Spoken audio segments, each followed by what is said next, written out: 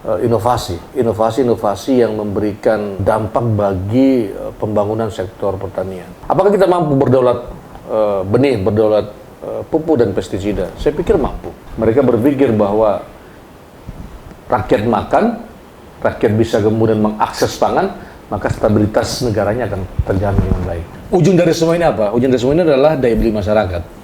Kalau daya beli masyarakat naik, maka saya kira pertumbuhan ekonomi dan laju agregasi kesejahteraan itu akan kemudian terbangun dengan baik.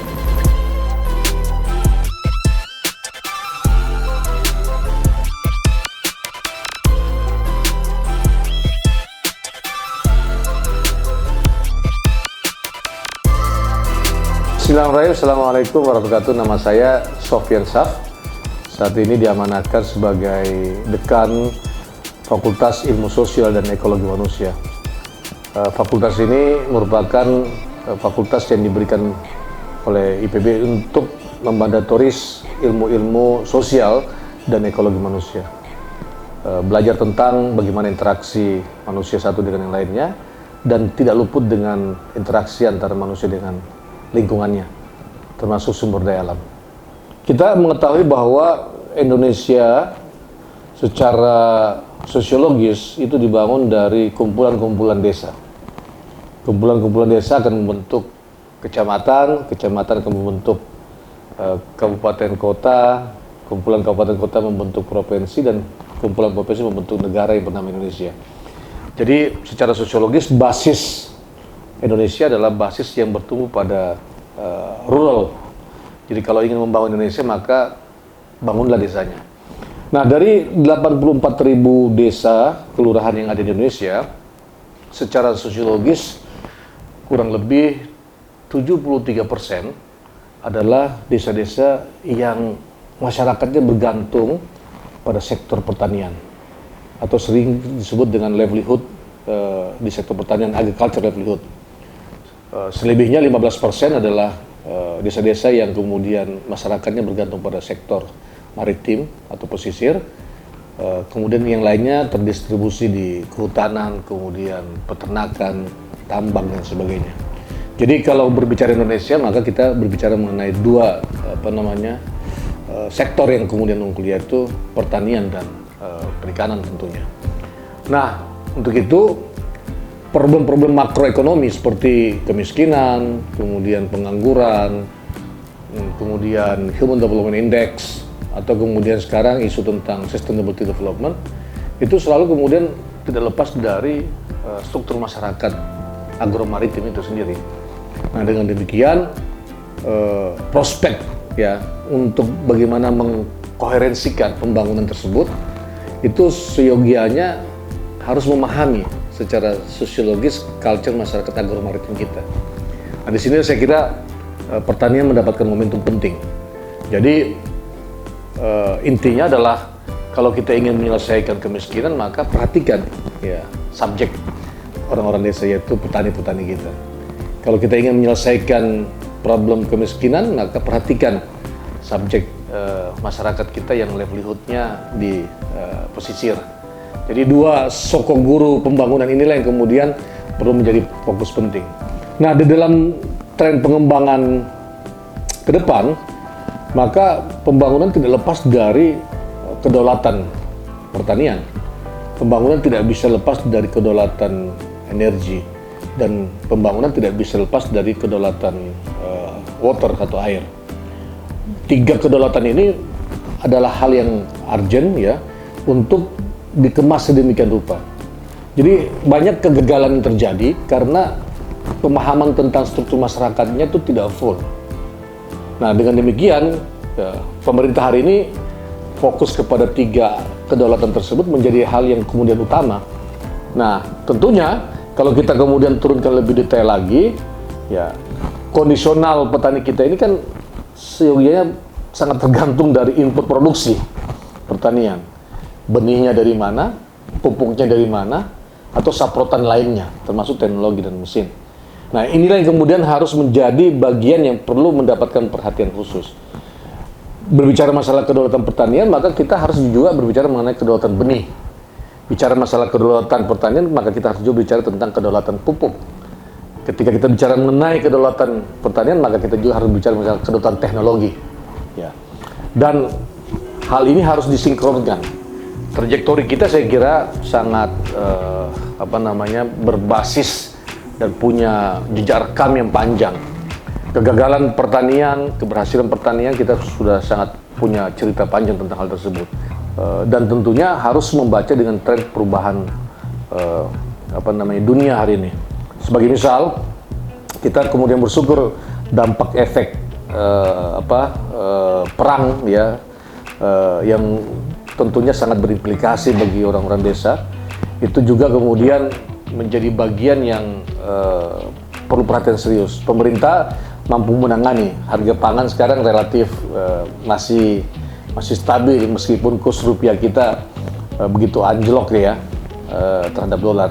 Namun demikian saya kira kelangkaan yang harus ditopang oleh pemerintah ya, itu menjadi bagian penting agar stabilitas bernegara dan berbangsa itu kemudian menjadi perhatian khusus bagi sektor pertanian kita.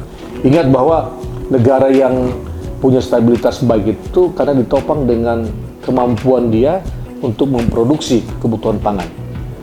Negara yang berdaulat itu kemudian stabilitas politiknya kemudian kuat ketika dia ditopang dengan infrastruktur agriculture yang kuat. Kita bisa contoh seperti China misalnya. China miliaran jiwa yang hidup di sana.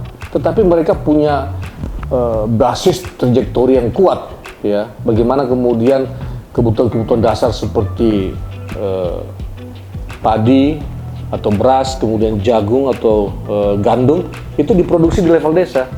Maka kita tidak akan pernah melihat sejengkal tanah pun di China itu kemudian tidak digarap oleh petani. Karena kenapa? Karena mereka berpikir bahwa rakyat makan, rakyat bisa kemudian mengakses pangan, maka stabilitas negaranya akan terjamin dengan baik.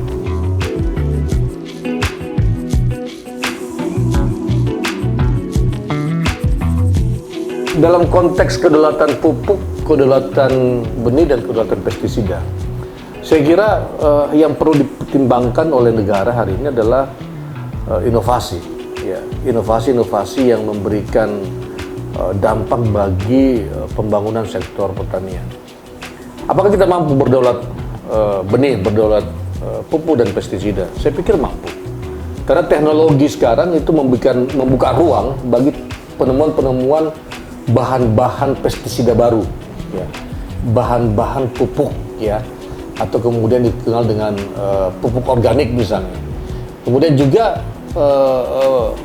benih-benih yang kemudian bisa dihasilkan dari biodiversity kita. Nah, potensi dan peluang itu sangat besar.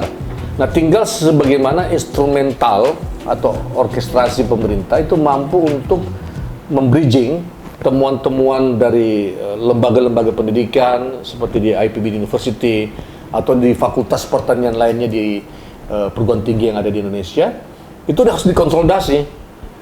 Karena mengapa? Karena negara yang besar itu adalah negara yang mampu mengkreativitaskan, ya, sebuah inovasi dalam bentuk mekanisme pasar, ya, yang kuat.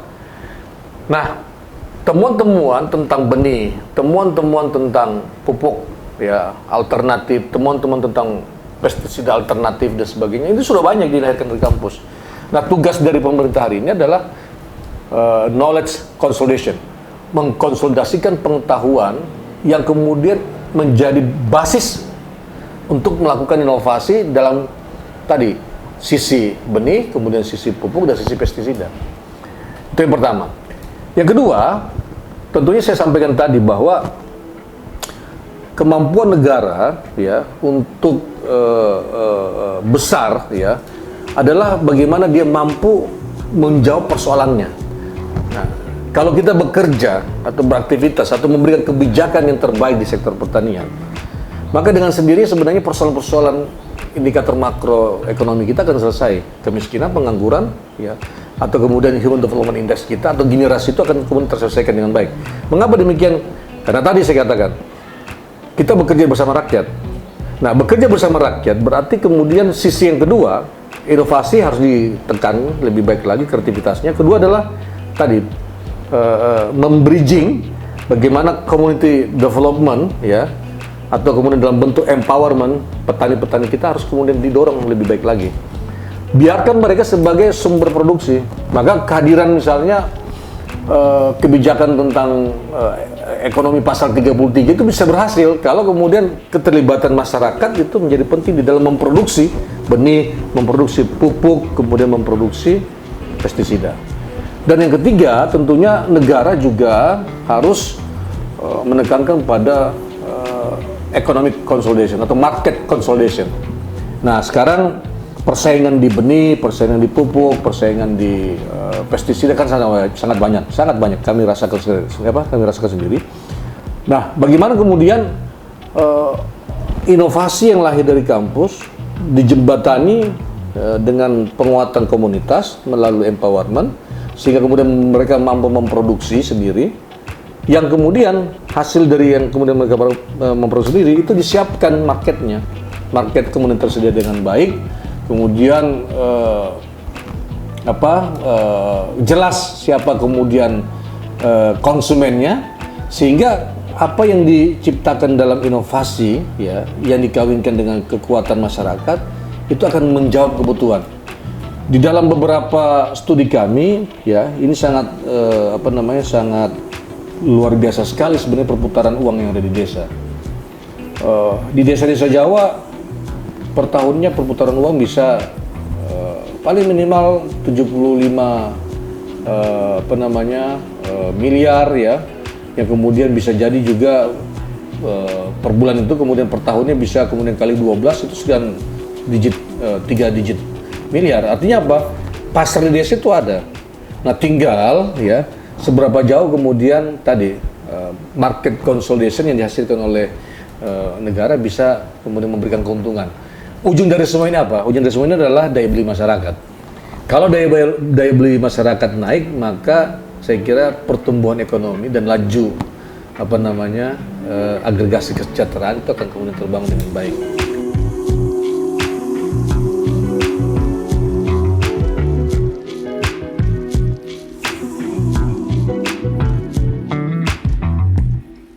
Atau tercipta dengan baik. Nah, dengan sendirinya juga sebenarnya pemerintah tidak perlu lagi sibuk-sibuk menyelesaikan problem kemiskinan, menyelesaikan problem pengangguran, menyelesaikan kemudian problem rendahnya kualitas sumber daya manusia kita. Dengan catatan bahwa aktivitas produksi ya itu kemudian diperhatikan dengan baik. Ada beberapa hal yang perlu diperhatikan sebenarnya. Kita patut berterima kasih bahwa capaian-capaian swasembada pangan ya, mungkin swasembada beras lah khususnya ya, itu telah dilakukan oleh pemerintah. Tapi saya kira tidak cukup sampai di situ.